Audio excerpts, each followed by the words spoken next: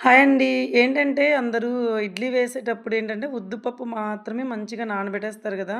Morning. నేనేంటంటే ఉద్దుపప్పుతో పాటు ఇంకా సగ్గుబియ్యం ఉంటాయి గదండీ!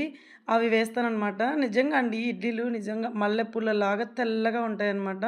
ఒక్కసారి ఇలాగ ట్రై చేయండి. ఎందుకంటే ఈ టిప్ ఎందుకు చెప్తున్నానంటే నేను కూడా ఇంకొక అక్క చేస్తా ఉంటే చూసాననమాట. మీకు మళ్ళీ ఒకసారి చెప్దాము. మీకు ఐడియా ఉంటది గదా! అందుకని చెప్పి. ఏంటంటే, ఆ ఉద్దిపప్పు కూడా ఇంకా దానితో పాటు ఒక చిన్న టీ గ్లాస్ ఉంటది గదా! ఆమెన్ సైజులో సగ్గుబియ్యం తీసుకోవచ్చనమాట. నైట్ గ్రైండ్ చేసి పెట్టుకోవాలా 2 మిక్స్ చేసి. ఆ తర్వాత ఏందంటే, మార్నింగ్ చూస్తే మంచిగా నాకైతే మంచిగా పులిసిందండి. ఇడ్లీ రవ్వ కూడా చూడండి తెల్లగా కనిపిస్తుంది గదా! ఇందాక.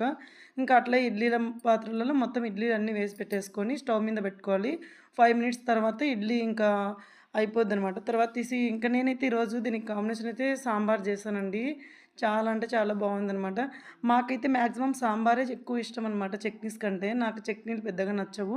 మా పిల్లలు కూడా అంతే అండి. సాంబారైతే మంచిగా తింటారు. లేదంటే అసలు తినరు. అందుకని చెప్పి నేను సాంబార్ చేశానండి. ఎందుకంటే ఇంట్లో ఆల్రెడీ తెచ్చి పెట్టుకున్నటివి ఉన్నాయన్నమాట. క్యారెట్టు ఇంకా సోరకాయ ఉంటది కదా! అది ఉంది. ఇంకా నాకేంటంటే బీన్స్ ఉన్నాయి, క్యారెట్టు ఇవన్నీ మొత్తం కలిపేసి నేను మంచిగా ఆయిల్‌లో ఫ్రై చేసి బ్యాళ్ళు ఉడకబెట్టేసి అందులో వేశాననమాట. చాలా అంటే చాలా బావుందండి సాంబార్. నాకు నచ్చిందండి. మీరెలా చేస్తారో ఒకసారి కామెంట్ చేయండి. ఓకేనా అండి?